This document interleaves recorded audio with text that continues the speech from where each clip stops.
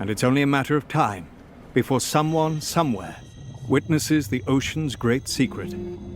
The giant squid. The monster we know is out there. Holy Jesus! What is that?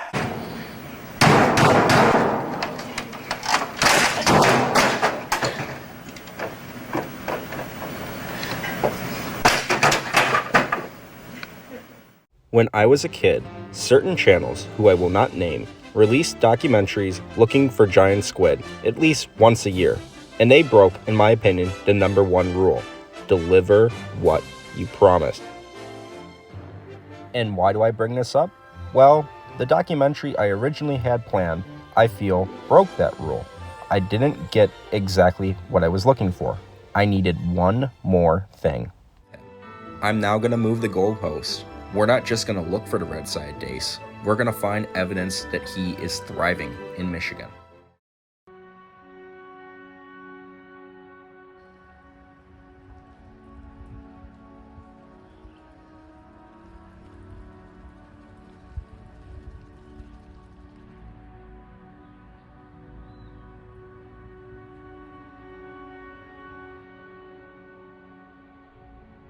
It took 2.5 years to get it right, but I think I finally did, and I'm ready to explore this beautiful, rarely seen native fish.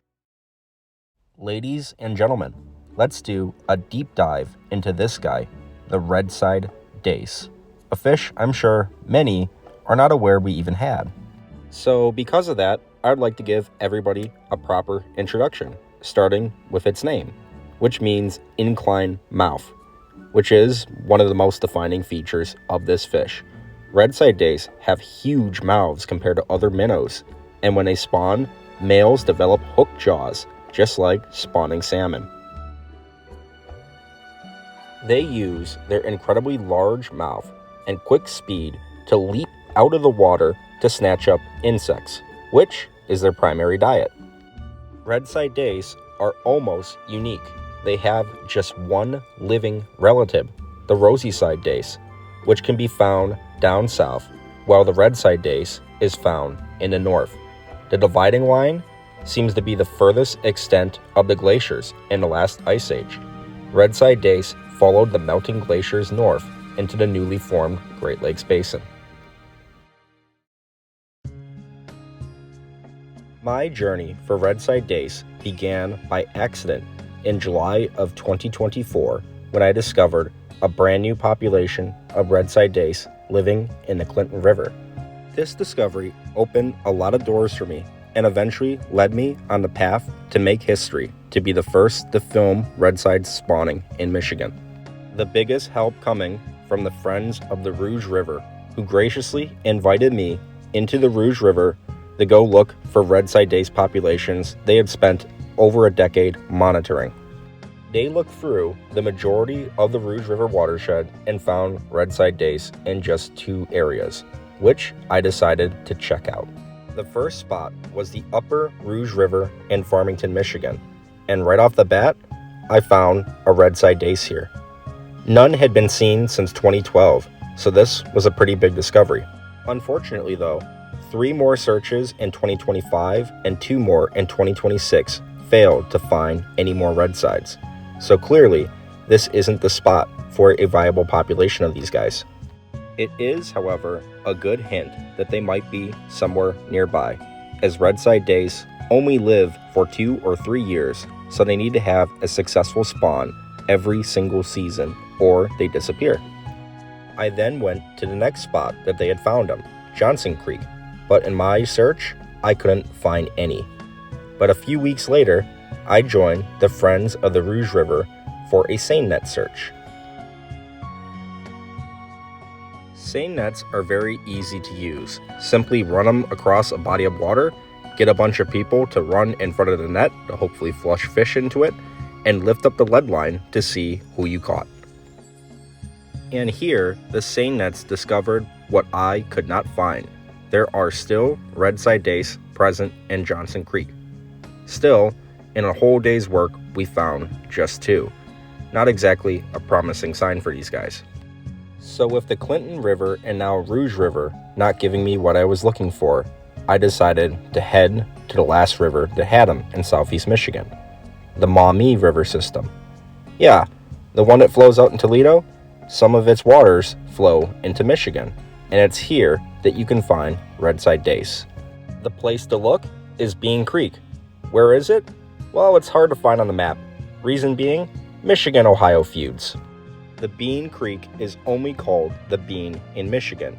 In Ohio, it's the Tiffin River, named after Ohio Governor Tiffin. And why do we change the name? Well, he said some pretty unflattering things about the state of Michigan. So in retaliation, we don't name a river after him. Here, I had no leads as to where to look. So I started from the Michigan-Ohio border and worked my way up. Every park, every access point, anywhere I could get in, I had a look. It may, perhaps, had been in vain. I knew from Michigan DNR records that no Redside Dace had been documented since at least the 1990s. Despite finding many cool things along the way, every single spot I looked had no Redside Dace. It was looking really dire, but I had one last spot to look, and maybe we might get lucky. The last spot to look was a newly opened nature reserve. At the very back of the park was a very small creek that eventually led into Bean Creek. This body of water was so small and insignificant it doesn't even appear on the maps. But it was here, in this remote location, that I finally found the spot I was looking for. For the first time since I've been alive, Redside Dace had been documented in Bean Creek. And for once, it wasn't just one or two. There were, finally, whole groups of these beautiful fish swimming around. There were Redside Dace everywhere here. You literally couldn't be in the water and not see them. But I went downstream and found this pool, and inside this pool, it was absolutely packed with a school of Redside Dace, easily numbering 200 strong. I spent 2 whole days filming here, being amazed by these fish' incredible acrobatics, beautiful colors, and very friendly and curious temperament. They were perhaps too friendly, as it was very hard to keep them directly in front of my camera. They had a nasty habit of actually swimming in front of my camera and dancing right in front of my mask. I had to eventually refocus. I'm having a lot of fun, but I'm not accomplishing my main goal, which is finding these guys spawning. Unfortunately, I found abandoned chub nest, meaning that I was too late and I would have to wait a whole year before I had another chance. I spent the entire winter thinking about how I would do this right this year. And the first thing I did was I dramatically upgraded my camera. The next thing was pondering where I should look and focus all my efforts. The choice was admittedly very easy. It's now late April, and surprise, surprise, I'm back at the mystery spot along the Bean Creek. I was absolutely determined to get it right this year. Failure was not an option. Almost immediately, I found Redside Dace and once again settled in to film these guys. I was pretty pleased at how my new camera was performing, taking much better shots from the previous year. As much fun as I was having, I remembered I was here for one very specific thing, and so I kept looking, and thankfully, I found what I was looking for, a chub mound that had Redside Dace on it. Redside Dace do not spawn on beds of their own, instead relying on creek chubs. They are an associate mound nester, meaning that they lay their eggs on a nest of other fish. These Redside Dace were pretty colored up and pretty active, but no spawning was documented. Perhaps it's just a touch too early for these guys.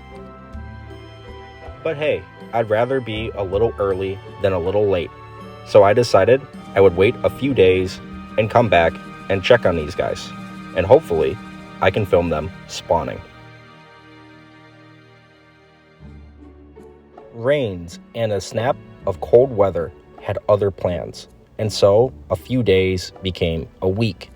And unfortunately, in that week, the chub mound became abandoned. The entire creek, in fact, had become abandoned. There were no fish to be found. But why? It's because the water temperature had dropped 10 entire degrees down to 47.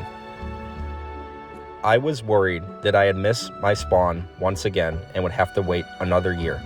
But instead, I waited another week for the temperature to be just right for Redside Dace. And sure enough, with some luck, it was the exact number I was looking for.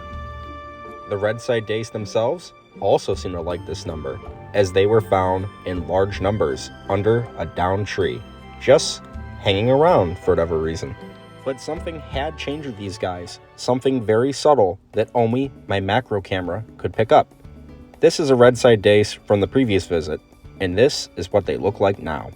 The bumpy white marks are tubercles. Basically think of it as like acne on a person for fish. When they get too many hormones, they grow these spots. They only look this pronounced and this dramatic when they are ready to spawn. It seems that I'm not too late, and I'm gonna line this up just fine. So, to film Redside Dace spawning, all we need to do now is find some creek chubs. Weirdly, none of the fish wanted to be out in the open, but there was a good reason, because I wasn't the only one watching the Redside Dace. This grass pickerel kept all the fish laying low, so clearly I wouldn't have a show out in the open like I was expecting.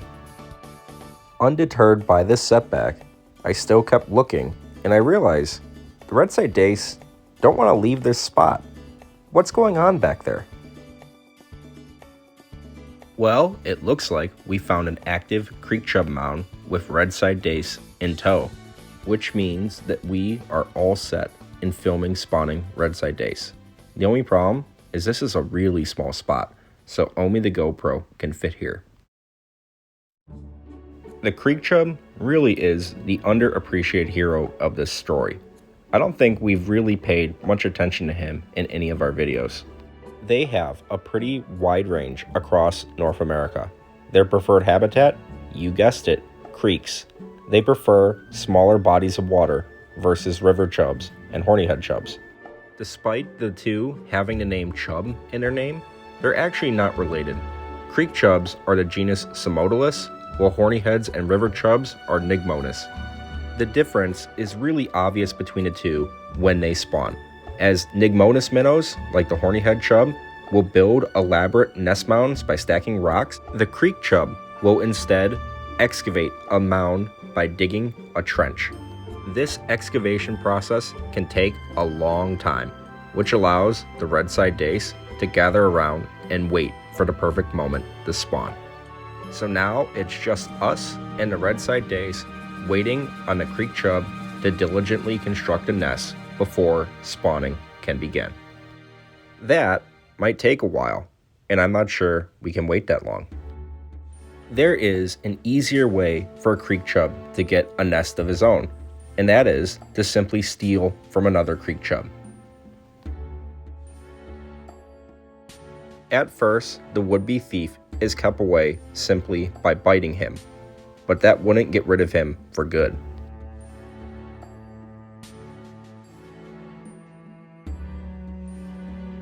Eventually, the two creek chubs had to swim side by side to size one another up to determine who was the bigger and stronger fish. This would solve their fight once and for all and leave a winner in charge of the mound nest. And with that all settled, we are finally ready to make history and be the first to film Redside Dace spawning in Michigan. And it really didn't take much longer to make it happen.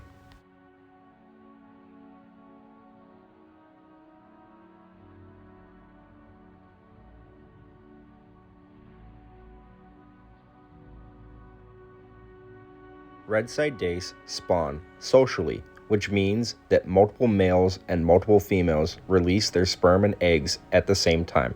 This is kind of unique amongst minnows, at least here in the Great Lakes.